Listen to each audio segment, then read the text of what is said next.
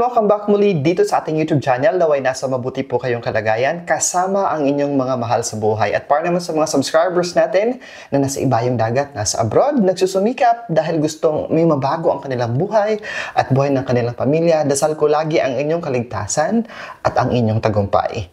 Sa vlog natin ngayon, ito ay babala o mga babala para sa Mercury retrograde na mahalaga ninyong malaman. Ito yung mga do's and don'ts sa nangyayari ngayong Mercury retrograde. Ang Mercury retrograde ay isang astronomical na phenomenon kung saan ang mga planetang Mercury ay tila bumabalik sa kanilang paggalaw sa kalawakan. Ito ay nangyayari ng 3 to 4 times sa isang taon at magtatagal ng 3 linggo. Ang magiging huling retrograde ay sa ngayong 2024 ay ngayong November 26, ngayong araw na ito, at ito ay magtatapos sa December 16. Ang Mercury retrograde ay maaaring magdulot ng mga hindi inaasahang pagkakamali sa komunikasyon tulad ng mga miscommunication, misinterpretation, maiiba ang pag-intindi natin sa mga mensahe. Maaari rin itong magdulot ng problema sa ating mga gadget, computer at iba pang mga technological na kagamitan. Ang mga paglalakbay at mga kontrata ay maaari ring maapektuhan on this certain period. Kung ikaw ay pinanganak sa ilalim ng zodiac sign na Gemini o di kaya Virgo, maaaring mas matindi ang epekto ng Mercury retrograde sa iyo.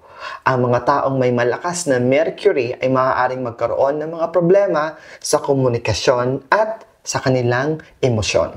Narito po ang mga tips para sa iyo upang makaiwas sa mga problema sa panahon ng Mercury retrograde. Una, bawal muna ang gumastos ng malaki at bumili ng mga bagay-bagay na hindi naman parating yung binibili. Bigger investments or big time na pagpapalabas ng pera ay iwasan sa panahong ito. Pangalawa, learn how to pause sa mga desisyon, sa ating mga reaksyon, sa ating mga plano, sa ating sasabihin. Dapat pag-iisipan muna natin ng mabuti. Pangatlo, maraming misunderstanding ngayon at awayan na talagang todo at matindihan. Kaya ikaw, bago ka mag-react, ay basahin at intindihin mo muna ang iyong sasabihin o babanggitin sa iyong kausap. Madaling mairita, madaling mapikon, at madaling maparanoid. Kaya ngayon, inhale, exhale muna bago mag-react. Pang-apat, huwag muna makipaghiwalay kung talagang problema na ang inyong relasyon. Huwag muna dahil apektado ang komunikasyon ngayon. Hindi kayo magkaka-resonate, hindi kayo magkakaintindihan at parati kayong may misinterpretation sa bawat sasabihin at even the body language ninyo. Kaya hintayin nyo muna hanggang matapos ang December 16. Panglima, huwag munang pumirma ng mga kontrata. Pag-isipan muna bago pumirma. Baka kasi mamaya-maya ay makita kang or may opportunity na mas better sa pipirmahan mo. Kaya, hold on muna, hold your horses. Baka mamaya-maya yung pipirmahan mo ay may sabit pala. Mag-seek din kayo or kumuha ng mga legal advice bago pumirma. Pang-anim, huwag ka muna mag-close ng deal ngayon sa mga bibilhin yung bahay, properties, lupa, sasakyan. Pag-isipan mo muna ito bago ka mag-give in. Pag-isipan mo muna kung ma-stress ka ba o hindi. Pag-isipan mo muna kung ma-stress ka ba sa papasukin mong investment na yan. Mas mainam, manood ka muna ng mga content tungkol sa mga financial advice, financial investment. Tsaka huwag kang magpatayo ng bahay ngayon kasi baka ma-stress ka din bago matapos ang taon. Remember, kung ano yung naset mo na energy sa last day of the year, ayun ang magiging energy na makukuha o hatakin mo papunta sa 2025. Mag-ingat sa mga teknolohiya, sa mga gadget, mga digital works ngayon. Kung may mga bibilhin kang phone o mag-upgrade ka muna, pwedeng mamaya-maya na. Diba? Pag-isipan mo muna ito. Kapag mag-online transfer ka rin, mag-ingat dahil pwede kang mawalan ng malaking pera sa iyong online banking account. Kagaya sa mga GCash. So, ingat-ingat muna tayo. Iwasan muna natin gumamit ng mga online o virtual transaction pagdating sa pera. Mag-ingat din sa pagbiyahe, sa mga travel. Sa mga sasakyan, i-check nyo muna yung mga sasakyan ninyo bago kayo umalis. Baka kasi mayroon kayong salubunging problema sa daan. Mag-ingat din kasi ang daming mainitin na driver sa daan. Baka mamaya-maya magkaroon ng road rage or bigla kayong pagtripan. That will lead sa mga aksidente. Lalo na yung mga drivers ngayon na parang lutang ang enerhiya. Parang mainit talaga ang ulo. Kaya pakiusapan na maging gising ang diwa. At kung kayo ang magdadrive, humanap kayo ng katabi, nakakausapin kayo to cool down and to ease up the energy. Usong-uso rin ngayon ang mga cancellation ng mga flights kasi pwedeng makaapekto ang Mercury retrograde sa mga radar system natin. Lalo na ngayon na ang daming mga solar flare na isa ding sanhi na makakaapekto ng navigation system ng ating mga eroplano and even sa barko.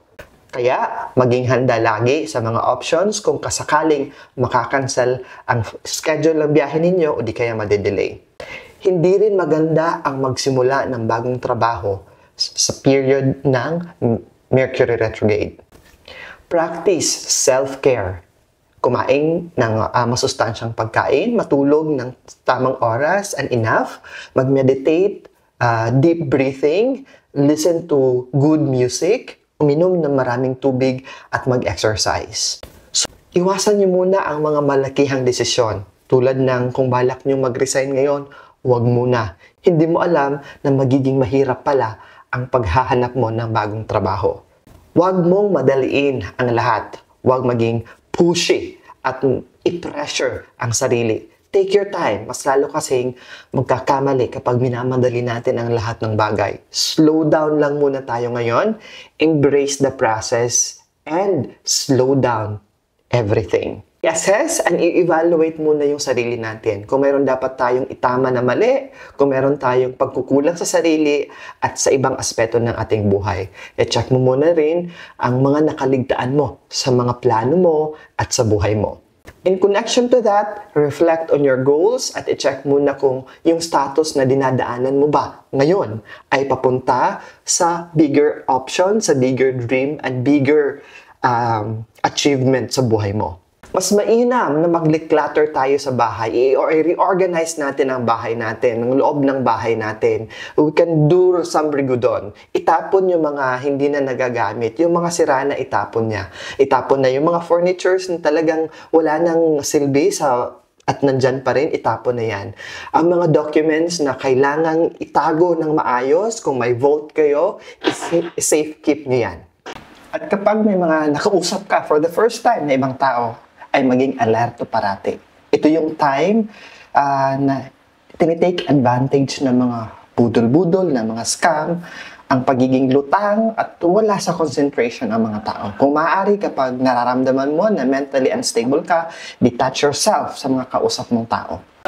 Kung maaari ay wag mo nang magpa-opera ngayon. Kung maaari lamang. Pero kung emergency na talaga at urgent na, ay you have to be with if it's about life. Di ba? Parati kong sinasabi, if it's between life and death, pumunta na ng hospital. Another na paalala is protect your social media accounts. Isa ito sa pinakabago ngayon na maapektuhan sa Mercury retrograde. Panghuli, mag-relax at huwag mag-panic kapag may mga problema upang hindi mawala tayo sa konsentrasyon at makita natin ang mas magandang solusyon. Huwag matakot sa Mercury retrograde, malaking tulong ito sa ating consciousness. May mga hidden blessings siya na makakapag-update at makakatulong para mas ma-ascend natin o ma-achieve natin ang minimithi natin sa buhay. At yan ang mga gabay at paalala tungkol sa mangyayaring Mercury retrograde. Abangan ang iba pang mga advice sa susunod nating mga vlog dito sa YouTube channel natin at sa isa pang nating YouTube channel. Paalala lamang na ang lahat ng mga nabanggit dito ay pawang mga gabay lamang po.